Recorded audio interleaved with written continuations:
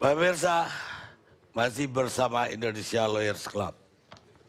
Saya ke Pak Jamin Ginting, pakar pidana. Gimana pendapatnya secara hukum pidana? Ya, terima kasih Bang Elias. Pertama-tama saya mengucapkan terima kasih kepada para narasumber, terlebih kepada keluarga Munir ya, yang sudah lama ditinggalkan. Pada prinsipnya apa yang sudah disampaikan tadi merupakan gambaran cermin dari hukum yang ada di Indonesia pada saat ini, Bang. Dalam hukum pidana, saya setuju pendapat bahwasannya kita harus tidak terfokus kepada konsep keadilan. Walaupun kita tahu bahwasannya hukum itu mempunyai azas manfaat, mempunyai kepastian dan keadilan. Tetapi dalam konteks pemidanaan, kita harus tahu perbuatan material orang tersebut harus ditinjau dari hukum, bukan dari sisi keadilannya. Makanya apa yang dikatakan tadi, kita harus berpikir ada dua hal. Pertama, apakah kita berpikir tentang prosedur PB, pembebasan bersyarat, atau kita berpikir substansi hukumnya yang lebih penting. Apa akan kita lakukan apabila nanti contohnya kalau kita berpikir kalau Polikarpus bebas, masih adakah kemungkinan untuk bisa berkas ini dibuka kembali? Jadi jangan kita berfokus kepada bebasnya Polikarpus, tetapi kita harus berpikir kepada bagaimana kasus ini bisa terjadi. Bisa kita tidak lanjutin. Mengenai pembebasan, tadi sudah disebutkan dari HAM, saya juga mengutip bahwasannya kita harus menghormati hak asasi manusia yang diatur dalam hukum internasional perlindungan tentang hak politik dan hak pribadi orang yang disebut dalam ICCPR. Di situ disebutkan bahwa setiap manusia berhak atas hak hidup yang melekat pada dirinya. Hak ini wajib dilindungi oleh hukum, tidak seorang pun dapat dirampas hak hidupnya secara sewenang-wenang. Jadi kalau dia sudah mempunyai hak untuk dapat dibebaskan secara bebas bersyarat, tidak dapat orang tersebut menyatakan tidak diberikan.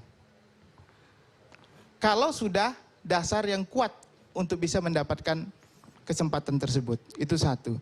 Jadi kita harus menghormati juga ICCPR yang sudah kita ratifikasi. Yang kedua, kita berpikir tentang bagaimana perbuatan ini, karena kita ketahui perbuatan ini ada pasal 5556. Kalau ada pasal 5556, tentu kalau pasal 56 kita tahu siapa yang dibantu oleh Polikarpus. Siapa yang dibantunya? Karena dia membantu kan pasal 56. Nah kalau kita lihat pasal 55, siapa yang bersama-sama dengan dia pada saat itu? Atau siapa yang turut serta bersama dia melakukan perbuatan itu? Sayangnya hakim tidak melihat hal itu. Walaupun kita ketahui ada salah satu, kalau nggak salah Pak Nurdin PR. Muhdi PR. Muhdi. Iya, Pak Muhdi. Tetapi Pak Muhdi putusan akhirnya juga bebas. Nah pertanyaannya berarti bukan dia yang disebut dalam pasal 55, pasal 56. Pertanyaan besar lagi, siapa orangnya? Nah itulah sebenarnya sangat kita sayangkan yang harus diminta keterangannya di dalam peradilan. Yang sampai saat ini kita sendiri cuma berandai-andai saja. Berandai-andai siapa orangnya kita tidak tahu. Nah pasal itu yang tentu seharusnya digali lebih dalam penilaian ini. Itu novum.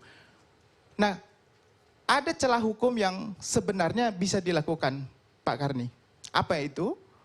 Nur Muhdi ini kan bebas. Nah kalau dia bebas berarti jaksa harusnya jangan menyerah. Jangan menyerah, jaksa menggunakan haknya lagi, PK lagi. Begitu. Kan? Jaksa harusnya PK, jangan diam. biar nanti bisa ditemukan solusi hukum kalau Mudinya tahu kalau dia itu punya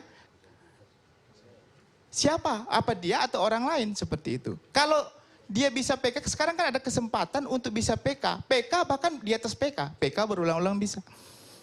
Nah, itu harus dipikirkan oleh jaksa penuntut umum. Biar tadi ngomong mengenai rasa keadilan itu jangan berhenti sampai di Polikarpus, itu juga bisa dilakukan seperti itu. Jadi itu bisa dilakukan menurut saya konsep seperti itu.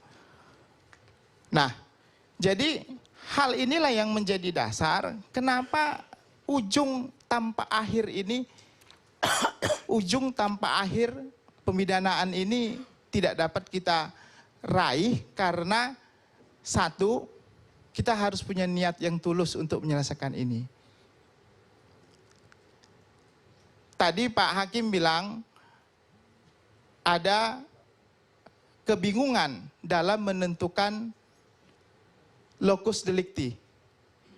Apakah dilakukan di dalam penerbangan ke Singapura, apakah dilakukan di Singapura.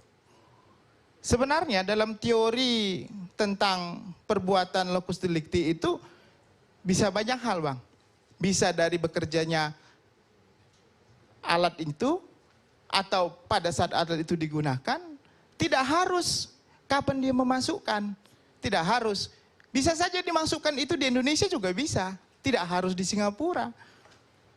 Dimasukkan di Indonesia juga bisa, tapi bekerjanya alat itu terjadinya di mana? Bisa saja dalam perjalanan ke Belanda, bukan di Singapura. Jadi kita nggak bisa menilai, contohnya dalam menilai kalau itu benar-benar Polikarpus yang melakukan itu. Bisa saja dia juga bagian dari korban. Jadi saya bilang kepada kita teman-teman, jangan kita hak Polikarpus yang sudah ada dalam diri dia untuk mendapatkan kebebasan yang dilindungi oleh undang-undang dan dilindungi oleh hak-hak sipil dan hak politik, lalu kita abaikan hanya karena kita ingin mencari orang lain di balik itu.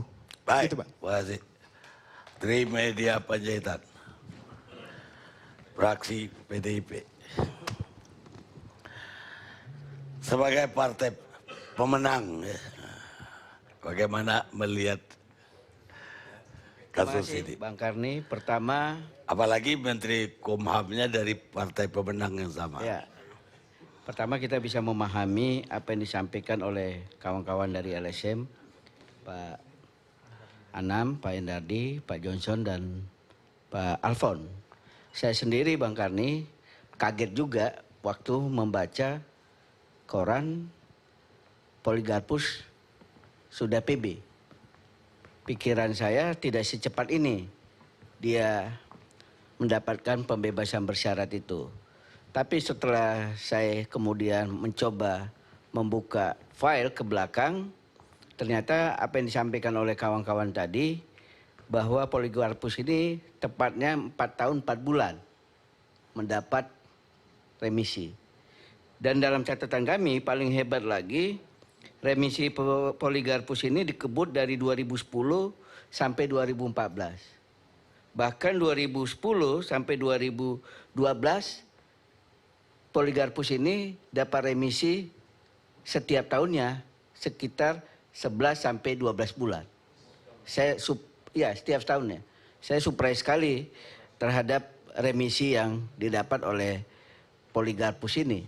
Bahkan sebelum pemerintahan ini berakhir, Presiden SBY 2014 masih memberikan remisi 8 bulan kepada Polikarpus.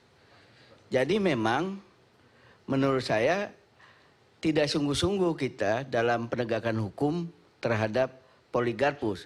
Kalau bicara prosedural, ya seperti bapak-bapak dari Kumham ini menyampaikan. Tapi kalau kita lihat bagaimana remisi yang didapatkan oleh Polikarpus ini, kita surprise melihatnya. Dan untuk itulah sebenarnya yang juga harus ditelusuri, kenapa Kumham cukup royal memberikan Polikarpus ini remisi.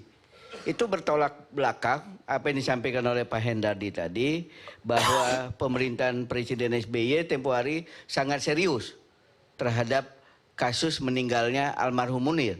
Bahkan mengeluarkan kepres, membuat tim pencari fakta.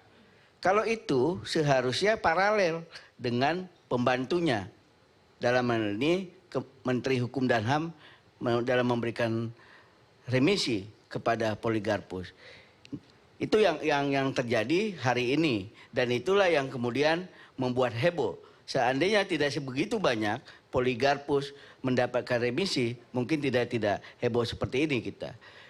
Kemudian yang ketiga, saya kira dunia belum kiamat dalam urusan kasus pembunuhan almarhum Munir ini. Kita harus tetap punya komitmen bahwa pemerintahan yang ada sekarang, pemerintahan Pak Jokowi ini, yang betul Pak Karni bilang, ini pemerintahan kami, karena apapun Pak Jokowi ini adalah kader dari PDI Perjuangan, kita harus tetap kawal supaya mampu mengungkap. Pak Jokowi juga harus konsisten dalam 42 butir program prioritas penegakan HAM ini. Di butir 35 itu jelas-jelas menyebutkan kasus-kasus pelanggaran HAM. Termasuk kasus Munir, kasus kerusuhan Mei, kasus Trisakti Semanggi, dan kasus Priok. Nah, langkah yang paling konkret menurut kami tahun depan, dan saya kira kasus Munir ini tidak dengan 262, 340 lagi. Presiden Jokowi harus mau dan bisa memerintahkan kepada jajarannya segera membentuk peradilan HAM ad hoc yang sudah 8 tahun tertunda-tunda. DPR periode 2004-2009 sudah merekomendasikan dibentuknya peradilan HAM ad hoc. Itulah yang harus dilakukan oleh pemerintahan Jokowi ini, dan menurut saya terbentuknya peradilan HAM ad hoc ini jangan lebih dari tahun depan. Dan tugas kita untuk mengawal ini, dan tugas kami juga untuk mengawal ini. Sepanjang yang saya kenal, Pak Jokowi ini orang yang sangat konsisten terhadap janjinya. Tinggal bagaimana kita mengawalnya supaya konsistensi dia ini bisa terjaga. Itu yang harus kita lakukan Pak Karni, supaya apapun, kalau kita bisa secara sungguh-sungguh mengungkapkan kasus siapa sesungguhnya pembunuh Munir ini, saya kira akan lebih tenanglah almarhum Munir di sisi Tuhan. Karena terus terang saja, kalau cerita soal Poligarpus, sebelum dia ditahan tempo hari, memang seperti itu karakternya Pak Endardi. Dia pernah dipanggil DPR periode 2004-2009, ya dia tetap merasa dia bukan pelaku. Dan body language Poligarpus, kalau yang saya lihat tempo hari dia hadir di Komisi 3, sampai dengan sekarang, ya seperti itu body language-nya. Ya memang dia tidak pernah merasa. Nah, tugas penegak hukum lah, supaya Jaksa Agung juga kalau ada peradilan ad hoc, tidak berdalih, tidak ada nanti sarananya. Supaya ini juga bisa kita tingkatkan, itu yang seharusnya juga kawan-kawan dari LSM mendorongnya ke sana. Jadi bukan tidak pidana umum lagi yang kita dorong kasus Munir ini. Tapi kasus Munir ini harus masuk dalam kasus pelanggaran HAM berat. Karena seorang pejuang hak asasi manusia yang konsisten meninggal seperti itu. Itu yang bisa kami sampaikan. Jadi kita harus konsisten Pak Karni. Ya hanya saja agak repot memang. Kalau pelaku saja konsisten mengatakan bukan dia yang melakukan, bagaimana dia bisa mengungkapkan siapa yang menyuruhnya? Kita rehat sejenak.